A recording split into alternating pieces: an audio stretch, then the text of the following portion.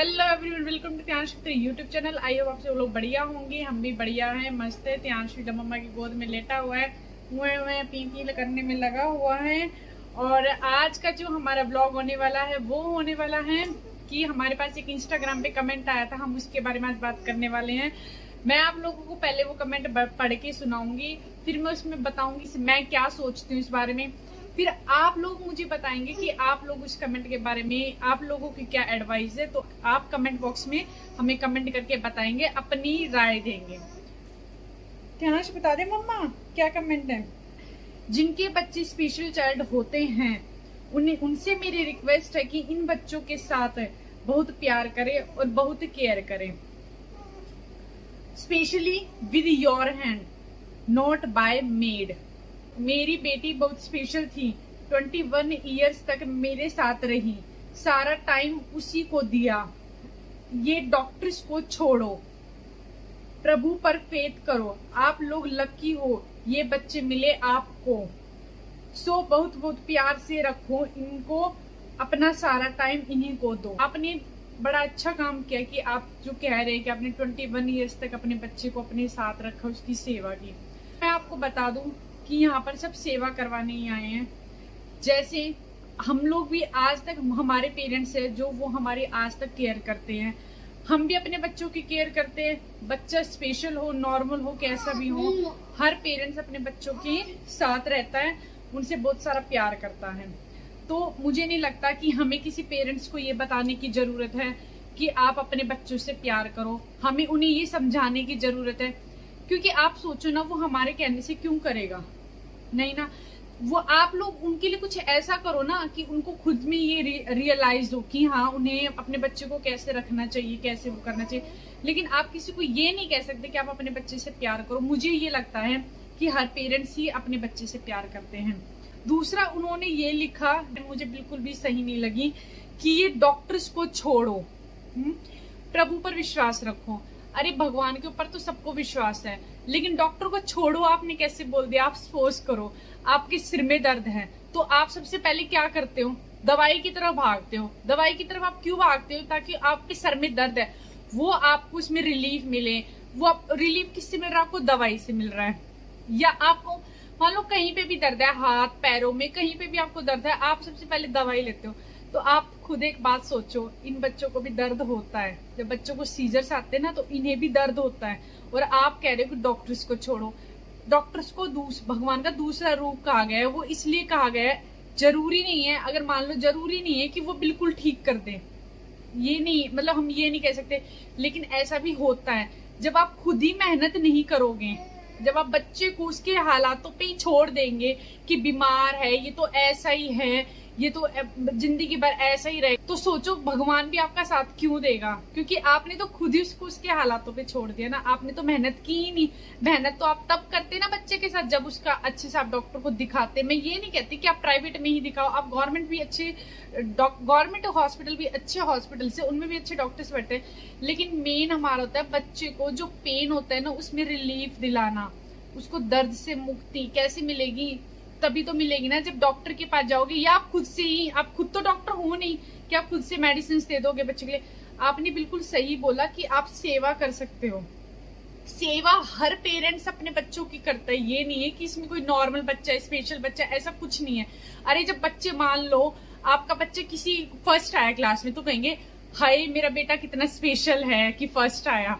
अरे आप उसे भी स्पेशल बोल रहे हो, आप इन्हें भी स्पेशल बोल रहे हो। बच्चे सारे स्पेशल होते हैं, आप लोग ये क्यों नहीं समझ पा रहे? मैं अपनी वीडियो से सिर्फ आप लोगों को यही समझाना चाहती हूँ।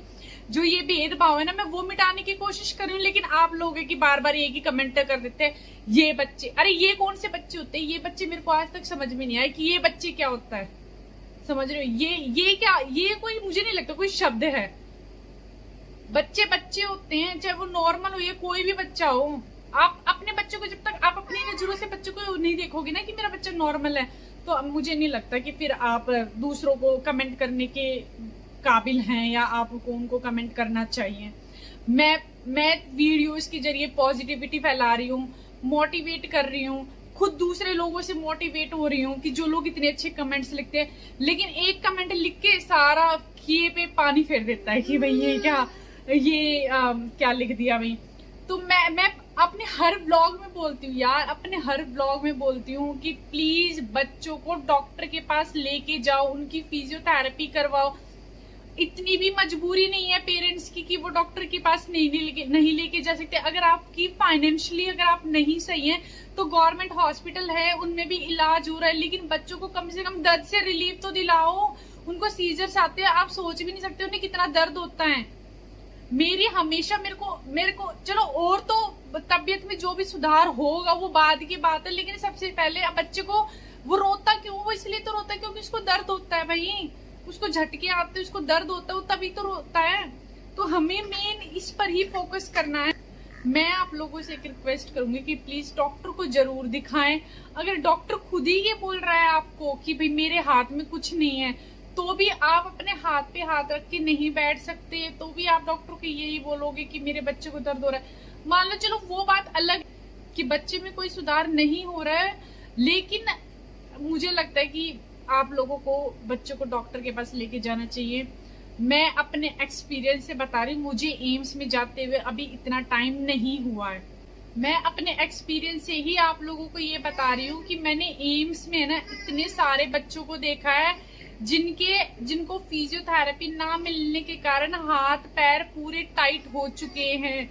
वो पेरेंट्स मतलब मेरे को कम से कम वहां जाके इतना तो अच्छा लगा कि मैंने ध्यांश की फिजियोथेरेपी कंटिन्यू रखी, तो कम से कम उसके हाथ पैर, उसकी जो बॉडी है वो टाइट तो नहीं हुई। डॉक्टर्स ने खुद मेरे सामने ना बच्चों के पेरेंट्स को ये बोला है कि भैया आपने बच्चों का क्या कर दिया, ये मीन्स कभी आप देसी दवाई करवा रहे हो, कभी कोई सी दवाई करवा रहे हो। बच्चा है वो, उसको भी फील होता है, उसको भी दर्द होता है। मान लो वो कह नहीं पाता, वो बात अलग है, लेकिन आप खुद से ही समझ रहे हो, जब हमें दर्द होता है तो क्या इन्हें दर्द नहीं होता होगा? तो हम बच्चों के साथ ऐसे कैसे कर सकते हैं? आप अपना, आपको अगर मान लो कहीं जाना भी, आप जाओ यार, लेकिन कम से कम अपने बच्चे को डॉक्टर की एडवाइस से आगे लेके चलो, उसको दवाई उसका जो भी है वो करवाओ आप। मैं फिर से ये कह रही हूँ कि अगर मान लो किसी के पास पैसे नहीं है, कम है, या जो भी है फाइनेंशियल जो भी प्रॉब्लम है, पर मैं आपको सही बताऊं तो मैंने ये देखा है जिनकी फाइनेंशियल कंडीशन सही नहीं है ना, वो लोग भी यार अपने बच्चों का, मैंने खुद से देखा है, वो लोग भी अपने बच्चे का है ना महंगे से महंगा इलाज करवाते हैं। लेकिन यहाँ बात महंगे इलाज की हो ही नहीं रही, यहाँ और एक आप गवर्नमेंट हॉस्पिटल में भी जाके बच्चे का अच्छे से इलाज करवा सकते हैं, ऐसी बात नहीं है, वहां भी इलाज बढ़िया होता है। भगवान के ऊपर विश्वास रखे, वो ही है जो आपको डॉक्टर्स के पास भी जाने का रास्ता दिखाता है।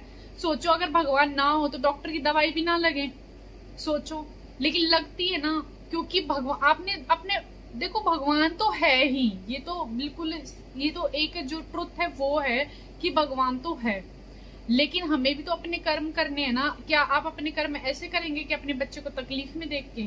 नहीं, उसको भी डॉक्टर का, उसको सबसे पहले डॉक्टर के ही इलाज की जरूरत है, उसके बाद आप XYZ जो भी आपको देखना है वो देखें।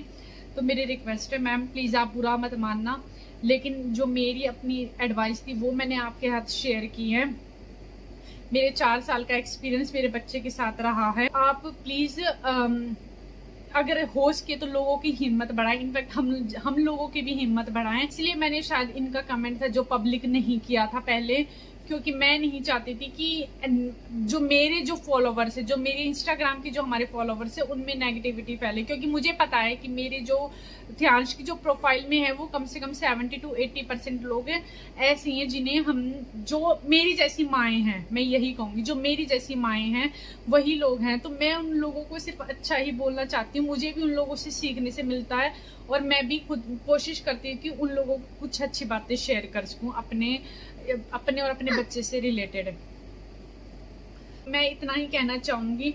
अगर किसी को मेरी बात बुरी लगी हो तो इसके लिए आई एम सॉरी, और प्लीज मैं चाहती हूँ कि आप लोग भी अपना कमेंट जरूर दें, अपनी एडवाइस जरूर बताएं। मैं भी सुनना चाहती हूँ कि आप लोग इस बारे में क्या सोचते हैं। क्या हमें डॉक्टर्स को छोड़ देना चाहिए? अगर आपका बच्चा बीमार है तो क्या आपको सिर्फ घर पर ही सेवा करनी चाहिए?